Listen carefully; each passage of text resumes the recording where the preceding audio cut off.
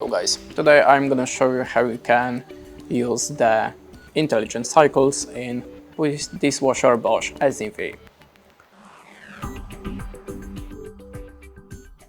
So in the first step, open your Home Connect application and then go to the Smart Cycle. Now, as you can see, there are the options that you can select. Then click on the next and choose the curtains level. Then tap on the next, select the priority and choose the next.